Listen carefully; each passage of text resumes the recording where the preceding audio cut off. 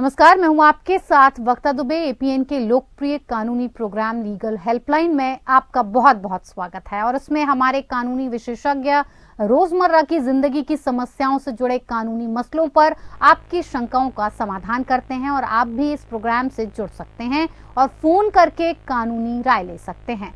आज हम आपको सिविल केस से जुड़ी कानूनी जानकारी देंगे। अक्सर ये देखा जाता है कि जब कोई अदालत जाता है और केस फाइल करता है तो उसे वहां के नियम कानूनों की जानकारी नहीं होती और इसलिए वो परेशान हो जाता है। आज हम सिविल केस के बारे में विस्तार से आपको जानकारी देंगे और ये भी बताएंगे कि केस कैसे फाइल होता है। सिविल केस या दीवानी मुकदमा में हम अपने अधिकारों के लिए मुकदमा करते हैं, यानी अगर हमारे अधिकारों का हनन हो रहा है तो फिर दीवानी मुकदमा किया जाता है। जब भी कभी दो पक्षों के बीच संपत्ति समझौता या धन की वसूली से संबंधित कोई विवाद होता है, तब मामले को न्यायालय में ले जाने के लिए हमें केस दर्ज कराना पड़ता है ताकि हमें न्याय मिल सके। दीवानी मुकदमा दर्ज कराने के लिए सिविल प्रक्रिया संहिता में ये प्रावधान किया गया है कि दीवानी अदालतों को सिविल प्रकृति के तहत आने वाले सभी मामलों के अधिकार प्राप्त होंगे। यदि हम इस प्रावधान के अंतर्गत केस दर्ज नहीं कराते हैं तो केस दर्ज होने के बाद जांच के दौरान रजिस्ट्रार द्वारा खारिज किया जा सकता है। तो ये तो थी कुछ बुनियादी जानकारी और सिविल केस से जुड़े तमाम पहलुओं पर विस्तार से जानकारी देंगे हमारे आज के कानूनी विशेषज्ञ अधिवक्ता उदित गुप्ता जी। उदित जी, बहुत बहुत स्वागत है कार्यक्रम में आपका। तो उदित जी आपको सिविल केस से जुड़े तमाम नियमों की जानकारी देंगे। अगर आपका भी इस मसले से जुड़ा कोई भी सवाल है तो आप फोन करके राय ले सकते हैं। फोन लाइंस खुल चुकी हैं। तो चलिए आपको एक बार विषय की जानकारी फिर से दे देते हैं। आज हम बातचीत करेंगे सिविल केस से जुड़ी कानूनी जानकारी के बारे में। अगर आपका भी इस विषय से कोई भी जुड़ा हुआ सवाल है तो आप हमारे कानूनी विशेषज्ञ से बातचीत करके इसे सुलझा सकते हैं। हमारे फोन नंबर्स हैं 0120 6127 937 6127 938।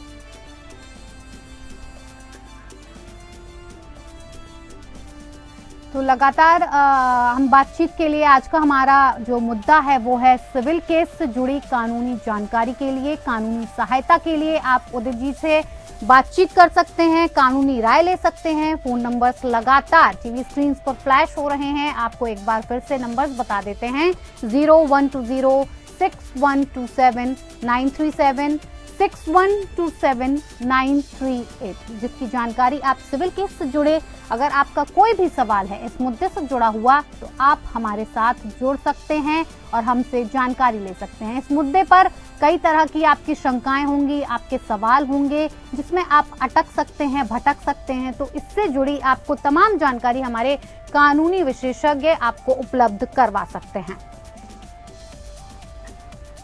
चलिए शुरुआत करते हैं और सबसे पहले उदित जी मैं आपसे जानना चाहूंगी कि सिविल प्रक्रिया संहिता क्या है? देखिए जी, सिविल प्रक्रिया संहिता को इंग्लिश में बोलते हैं कोड ऑफ सिविल प्रोसीजर जी। ये जो तीन शब्द हैं अगर इनको साथ में पढ़ें, कोड ऑफ सिविल प्रोसीजर मतलब ये होता है कि सिविल केस फाइल करने के रूल्स सारे प्रोसीजर कोड में लिखे गए हैं। ये सिविल प्रोसीजर कोड 1908 में बना था और इसमें जो चीजें जरूरत की थी टाइम के साथ वो ऐड हो गई, जो चीज जरूरत नहीं थी वो वहां से हटा दी गई है। तो फिर से मैं आपको बताता हूँ, सिविल प्रोसीजर कोड का मतलब ये होता है जो सिविल केस फाइल करने के रूल्स हैं वो सिविल प्रोसीजर कोड में लिखे गए। एक बार जो केस सिविल प्रोसीजर कोड के अंतर्गत फाइल होता है तो वो उस कोड के हिसाब से ही चलता है जी। मतलब जो रूल प्रोसीजर लिखे गए हैं, जो सेक्शन ऑर्डर्स हैं, उसके हिसाब से एक सिविल प्रोसीजर का मुकदमा चले जी। दीवानी मुकदमे में मुद्दे क्या क्या होते हैं? देखिए, जब मुल्कों में झगड़े हो या दो से ज्यादा लोग में डिस्प्यूट्स हो, झगड़े हो, तो वो सिविल लिटिगेशन कहलाई जाती है। सिविल लिटिगेशन में जब पैसे की लेन देन हो और दूसरा बंदा पैसे नहीं दे रहा हो तो वो सिविल केस डल सकता है। या कोई आपने सामान बेचा हो उसके पैसे नहीं दे रहा, या तो सामान बेचा हो वो क्वालिटी का नहीं हो जो प्रॉमिस किया हो, उसके डैमेजेस के लिए हो सकता है। जो आज के डेट में जो लैंडलॉर्ड टेनेंट के डिस्प्यूट्स हैं, जैसे कि जो आपका वो मालिक है और जो आपका किराएदार है उसके बीच में जो डिस्प्यूट्स हैं वो सिविल लिटिगेशन के तहत आता है। उसमें किराया नहीं दिया, या कोई लीज डीड कुछ गलत काम कर दिया, या कोई वो खाली नहीं कर रहा, वो सारी सिविल लिटिगेशन कहलाती है। कोई इंजंक्शन का दावा कर रहा हो, कोई गलत तरीके से आपकी प्रॉपर्टी कर रहा हो, या कोई कुछ गलत काम कर रहा हो तो रोकने के लिए इंजंक्शन का दावा डाला जाता है। कोई कॉन्ट्रैक्ट हुआ हो आपस में जिसका ब्रीच हुआ हो, जो अग्रीमेंट हुआ हो ब्रीच हुआ हो, उसको स्पेसिफिक परफॉर्मेंस डाल सकते हैं, या उसके अंदर डैमेजेस दे सकते हैं। तो ये सब चीजें सिविल में इंक्लूड की जाती। जी उदित जी, दीवानी मुकदमे में मुद्दों को आकार देने का उद्देश्य क्या होता है, इसके बारे में भी बताएं। देखिए, सिविल लिटिगेशन जब हम शुरू करते हैं तो सिविल लिटिगेशन जो मेन जो सिविल लिटिगेशन का तहत होता है वो होता है जो लिखित में हुआ है। तो जो जो केस डालता है वो लिखता है, जो दूसरी तरफ होता है मामले के जो डिफेंडेंट होता है वो का जवाब देता है। तो जो मुद्दे आपस में दोनों के बीच में खड़े होते हैं, जिसको अल्टीमेटली एडजुडिकेट करना पड़ता है, मतलब जिसपे अल्टीमेटली जजमेंट देनी पड़ेगी, उनको इश्यूज बनाना इसलिए जरूरी है कि उसके हिसाब से जजमेंट आएगी या उसके हिसाब से एडजुडिकेशन होगी। अगर इशू नहीं फ्रेम तो हमें पता ही नहीं चलेगा कि क्या डिस्प्यूट है और क्या जजमेंट देते हैं। जब इश्यूज बन जाते हैं उससे जो क्लैरिफाई होता है कि क्या प्रॉब्लम्स है और उसकी क्या फाइंडिंग है और उसकी क्या जज, इसलिए मुद्दे बनाना बहुत जरूरी हो जाता है सिविल लिटिगेशन। जी उदित जी, अगर किसी दीवानी मुकदमे की सुनवाई हो, और वो तो जो सुनवाई हो रही है वो कैसे होती है, साथ ही गवाहों को बुलाने का क्या तरीका होता है? देखिए जी, जो सिविल लिटिगेशन होती हैं वो बहुत लंबी चौड़ी लिटिगेशन है, उसमें बहुत सारे के पहलू होते हैं जो चलते हैं। लेकिन मैं समरी वाइज समझा सकता हूँ, आपके दर्शकों को समझा सकता हूँ कि एक बेसिक प्रोसीजर सिविल लिटिगेशन में क्या होता है। देखिए जी, दो पार्टी होती है, प्लेंटिफ यानी कि जो केस डालता है, और डिफेंडेंट यानी जो केस डिफेंड करता है। तो पहले तो प्लेंटिफ जो होता है उसको केस डालना पड़ता है जी, और जो समय दिया गया है अंडर सिविल प्रोसीजर कोड, जैसे मैंने बताया इसके अंदर सारे प्रोसीजर लिखे गए हैं, उसके हिसाब से जो टाइम लिमिट दी गई है उसके हिसाब से जवाब देना पड़ता है डिफेंडेंट। जब वो जवाब देता है तो उसके बाद जो प्लेंटिफ है वो उस चीज का जवाब देता है, उसको बोलते हैं प्लीडिंग। ये प्लीड कंप्लीट होना लेवल 1 हो गया सिविल लिटिगेशन। उसके बाद जो कागज डाले जाते हैं, जैसे जिस मुकदमा डाला उसने कागज डाले, जिसने जवाब दिया उसने कागज डाले, तो उनके एडमिशन डिनायल तब उनको ये लिखा जाता है कि कौन से कागज मान रहे हैं और कौन से कागज डिस्प्यूट कर रहे हैं। उसके बाद ये 2 लेवल हो जाते हैं, तो तीसरा लेवल आता है इश्यूज फ्रेम करना। जैसे कि मैंने बताया, जो चीज मैंने नहीं मानी, जो डिफेंडेंट है उसने नहीं मानी और जो प्लेंटिफ ने लिखा है उस इशू बनेंगे।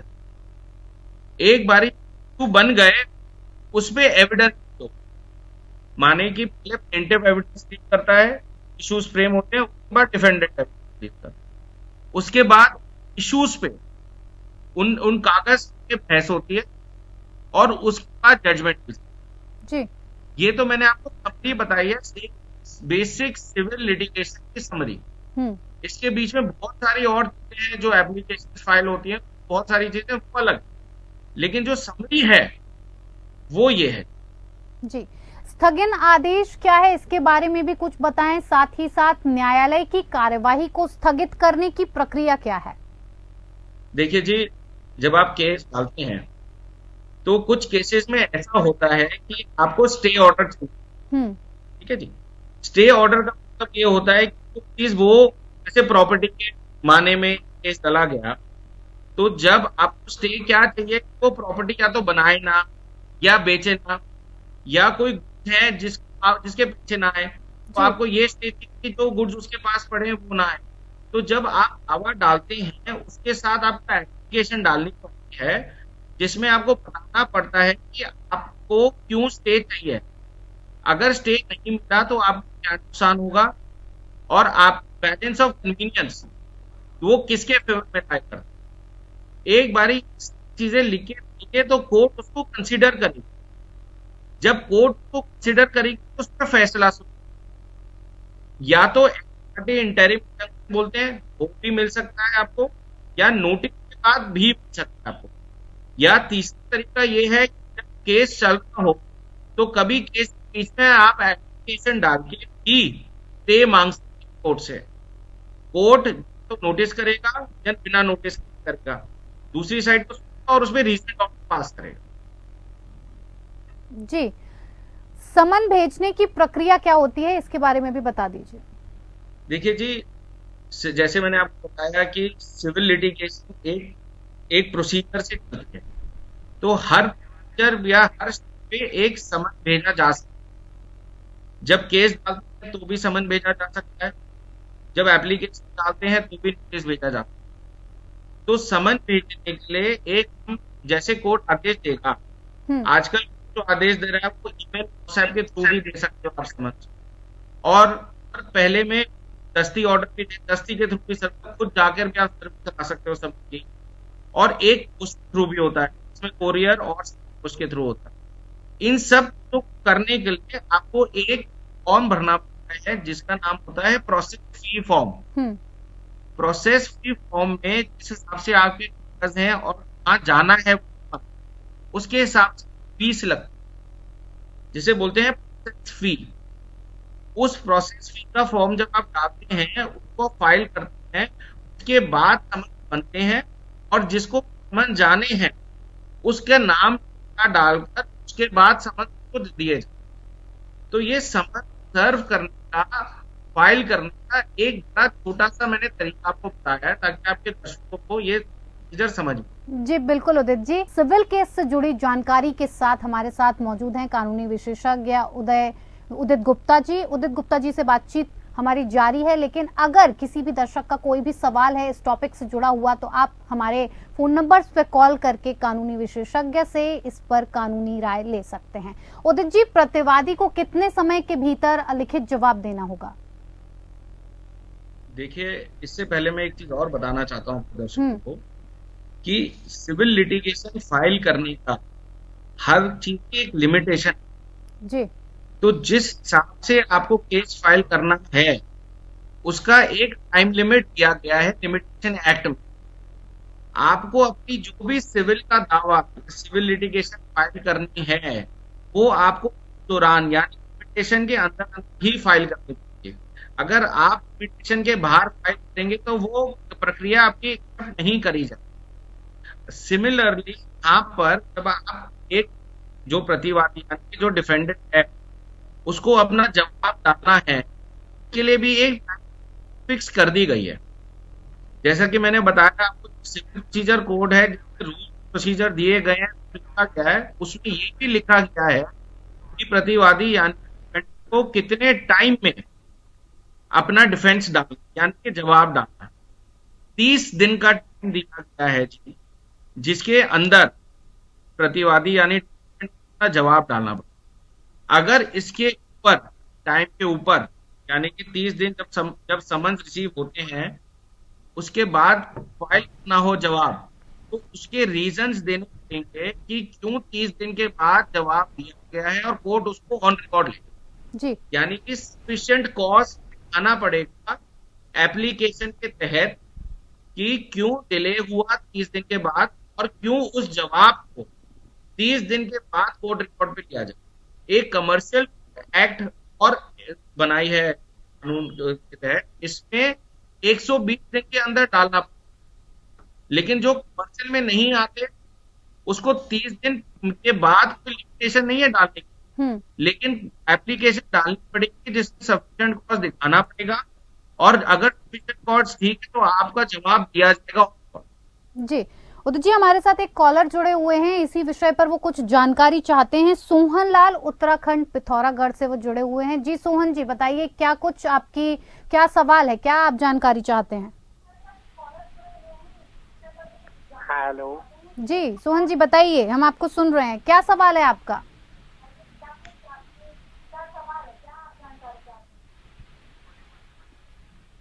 चलिए, शायद संपर्क टूट गया है, तो आगे बढ़ते हैं। उदित जी, आप जजमेंट की कॉपी लेने की न्यायालय में क्या प्रक्रिया है, इसके बारे में भी जरा थोड़ा बता दीजिए। देखिए, जजमेंट जब आती है तो मतलब माने कि केस खत्म हो जाए तब जजमेंट आती है। तो जजमेंट लेने के लिए आपको फॉर्म भरना पड़ता है कोर्ट में, जिसके बोलते हैं सर्टिफाइड कॉपी फॉर्म। जितने पेज हैं उसके हिसाब से फीस लगती है, और उस फीस लगने को हम जब फाइल करते हैं फॉर्म को फीस के साथ, जी, तो कोर्ट उसको जजमेंट की सर्टिफाइड कॉपी देती है। जी, माने इसका ये मतलब होता है कि जो कोर्ट ने लिखा है उसकी सर्टिफाइड कॉपी आपको मिली है। तो फॉर्म भरना होता है, उस पे फीस लगती है, जितने पेज होते हैं उसके हिसाब से फीस लगती है, वो आपको फाइल करना पड़ता है, और उसकी कॉपी बनती है तो आपको स्टैंप लग के मिलता है। जी उदित जी, क्या कोर्ट बिना बहस सुने भी कभी निर्णय सुना सकती है, अपना फैसला दे सकती है? देखिए जी, बहस सुने बिना तो कोई भी कोर्ट नहीं देती है जी, क्योंकि बिना बिना बहस करे कोर्ट को यही नहीं पता चलेगा प्लेंटिफ यानी जिसने दावा डाला है उसके क्या है, और जो डिफेंडेंट यानी कि जो डिफेंड कर रहा है केस उसका क्या केस है। तो अगर कोई डिफेंडेंट एक्स पार्टी हो गया या नहीं आया, या प्लेंटिफ डिसमिस कर दिया, केस नहीं आया, तो कभी कभी तरीका होता है, लेकिन बिना बहस करे जजमेंट कोर्ट नहीं सुनाती है। केस को सुन के ही जजमेंट आएगी। जी उदित जी, एक और हमारे कॉलर हमारे साथ जुड़े हुए हैं, शादुल हब। जी शादुल जी, बताइए क्या कुछ कहना चाहते हैं आप, और क्या सवाल है आपका, क्या जानकारी चाहते हैं? जी नमस्कार मैडम। जी कहिए शादुल। जी नमस्कार मैडम। जी नमस्कार नमस्कार, बताइए क्या सवाल है आपका, क्या जानकारी चाहते हैं आप हमारे कानूनी विशेषज्ञ से? कानून से ये जानकारी चाहते हैं, सिविल में किसी का पैसा बेगर प्रूफ के लेन देन का। जी मैडम, ये पूछना चाह रहे हैं कि किसी ने बेगर प्रूफ का पैसा लेना देना हो गया और किसी ने जाके अनलीगल किस्म से केस कर दिया, उसके लिए गवाही कितने दिन के बाद तक पार्टी करा सकता है? जी उदित जी। जी देखिए मैं आपको समझा देता हूँ, कोई गवाही का टाइम नहीं होता। अगर समन आएगा कोर्ट से और गवाही देनी है तो उसका कोई लिमिटेशन नहीं है गवाही के। एक बारी इंसान नहीं गया, दूसरी बारी आएगा, तीसरी बारी आएगा, लेकिन इसमें कब तक दे सकता है कोई टाइम नहीं। जी जी बिल्कुल उदित जी, बहुत बहुत धन्यवाद इतनी तमाम जानकारी हम तक पहुंचाने के लिए और इस विषय पर से जुड़ी सारी जानकारी हमें देने के लिए। तो फिलहाल लीगल हेल्पलाइन में मेरे साथ इतना ही, मुझे दीजिए इजाजत, नमस्कार।